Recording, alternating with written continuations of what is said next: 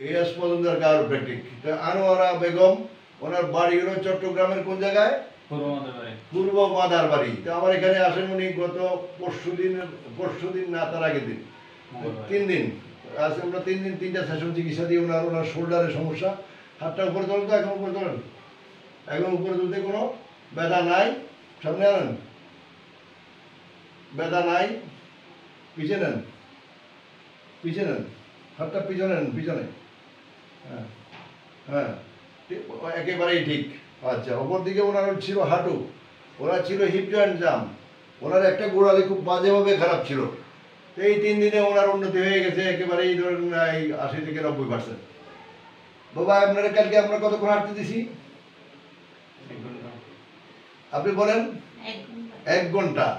আচ্ছা, তারপরে আপনাকে ওই যে বসা টসা থেকে শুরু করে সব কিছু মিলিয়ে আপনার কাছে এখন পাউডার ফুলছে কিনা একটু দেখান তো। পাউডার দেখান তো, কেন পাউডার এখানে তোলেন। হ্যাঁ তোলেন, হ্যাঁ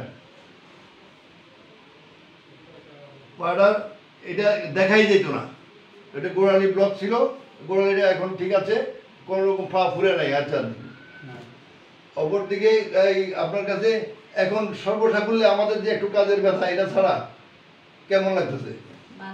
ভালো লাগতেছে। তা আমরা ওনাকে ছেড়ে দিচ্ছি 15 দিনের জন্য। 15 দিনের জন্য ছেড়ে দেওয়া মানে 15 দিনে একবার, আমার মনে হয় 15 দিন পরে একবার দেখাইলে বা 2বার দেখ ওনাকে প্রতি 2-1 মাস পর হয়তো দেখাইলে পরে উনি একেবারে সুস্থ থাকবেন। আর ওনার হাঁটুর সমস্যা একেবারে চলে গেছে। শুধু নিচে অনেক দিন যাবত উনি নিচে বসে নামাজ পড়েন নাই, নিচে বসে কাজ করেন নাই, নিচে বসে উঠতে একটু কষ্ট হয়। এই তো এইটাও চলে যাবে, আপনি উঠবস করবেন, কেমন? আচ্ছা, তো ওনাকে আমাদের জন্য দোয়া করবেন। আপনাদের মতো রুগী যারা, আপনাদের মতো যারা রুগী আছে তাদের জন্য দোয়া করবেন, যারা তারা সুস্থ হয়ে যায়। ঠিক আছে, খোদা হাফেজ।